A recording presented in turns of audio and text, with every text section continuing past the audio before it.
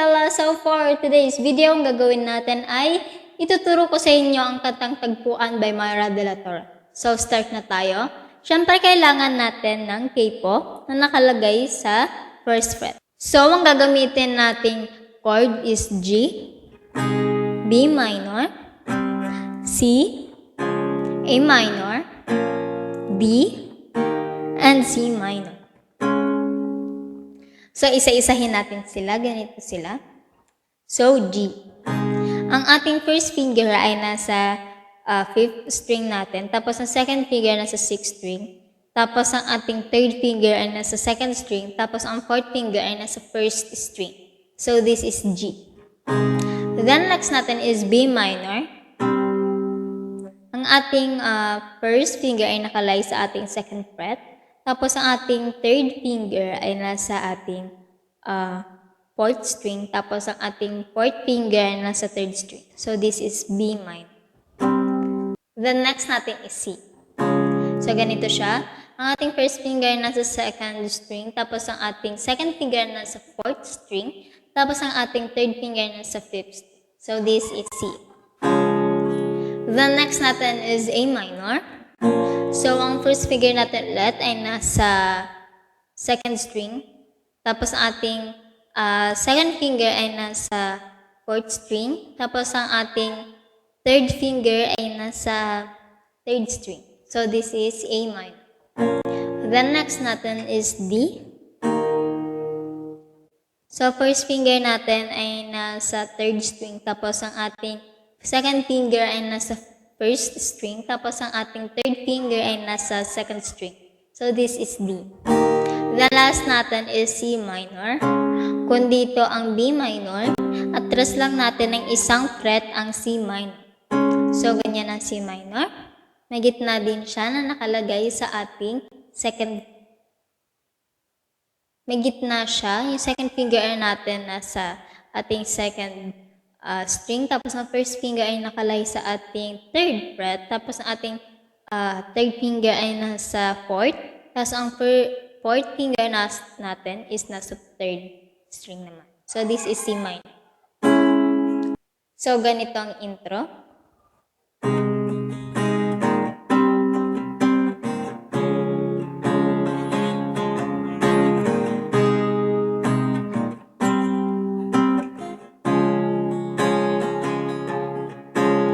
So, ang strumming pattern natin sa intro is down, down and down, down and down, down, up and down. Ulitin natin, ganito siya.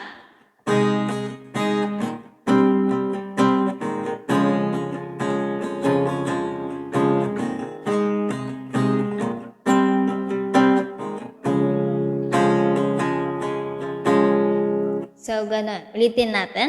Ano nga ulit yung strumming pattern natin sa intro? Ganito siya. Down and down and down and down and down. Down, up, down. Isa pa. Down and down and down and down and down. Down, up and down. So, tugtugin natin for the last time. Ganito siya.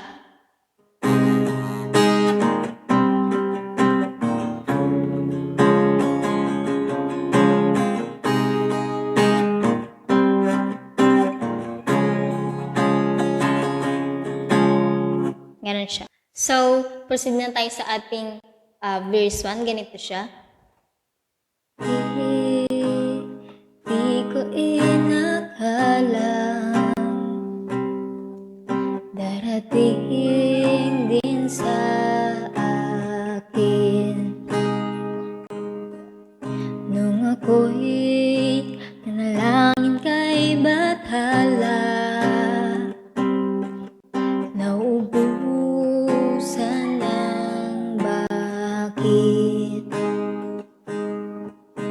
So, ang strumming pattern natin sa verse 1 natin is puro down-down lang na medyo solemn siya. So, ganito. Down, down and down, down and down, down and down, down and down, down and down, down and down, down and down, down. So, kantayin natin ulit. Ganito siya. Di ko inakalang darating din sa akin nung ako'y nalangin kay Bathala, naubusan ng bakit. So, puro down-down lang tayo sa ating verse 1. So, proceed tayo sa ating pre-chorus 1. Ganito siya. Bakit umalis nang walang sabi? Bakit di siya lumaban kahit konti? Bakit di maitama ang tadhana? So, ganun din sa ating pre-chorus 1 na puro down-down lang siya. Ganito. Down, down, and down.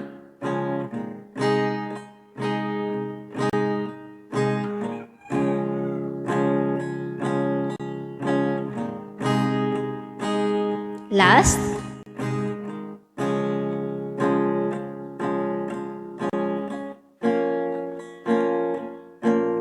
Ganun siya. Mabagal lang na puro down-down. So, ganun siya. In first 3 lines, ang chord doon is G, B minor, and C. Ang ating strumming pattern doon is down-down lang. Then, kapag A minor, B minor, C, yung second 2 lines natin, may down, down, up, down. Yung part na ganito. At tumigil ang mundo nung ako'y ituro mo. Siyang panalangin ko. Yung report sila na down, down, up, down. So, kanta natin for the last time. At nakita kita sa tagpuan ni Bathala, may kinang sa mata na di maintindihan, tumingin kung saan, sinubukan kong lumisan at tumigil ang mundo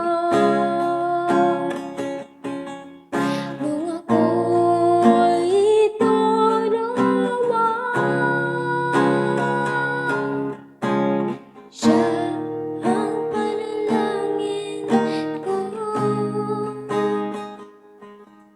Tapos diretso na tayo sa ating instrumental na kagaya sa intro. Ganito siya, i-recall natin.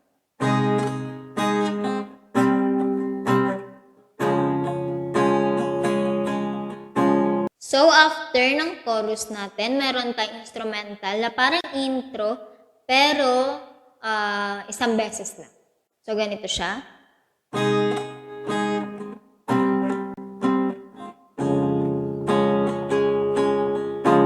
Tapos, magpuproceed ka na sa ating verse 2, pre-chorus 2, and chorus 2. Then, after nun, mag-outro na tayo. Ganito yung outro niya. At hindi ka lumayo nung ako'y yung sumusuko at nagbago ang mundo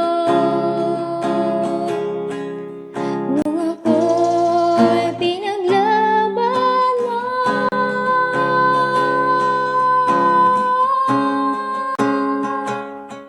At tumigil ang mundo nung ako'y pinili mo. Siyang panalangin ko. So, ganun yung ating outro. Ang strumming pattern doon is down, down, up, down, and down, down, up, down. So, pasensya na kasi hindi ko abot yung kanta masyado mata. So, ganun yung full song ng Tagpuan by Moira de la Torre. At sana natuto ka at matutugtog mo din siya ng perfect. So, kung bago ka pa lang sa aming channel, don't forget to subscribe, like, and share. Bye-bye!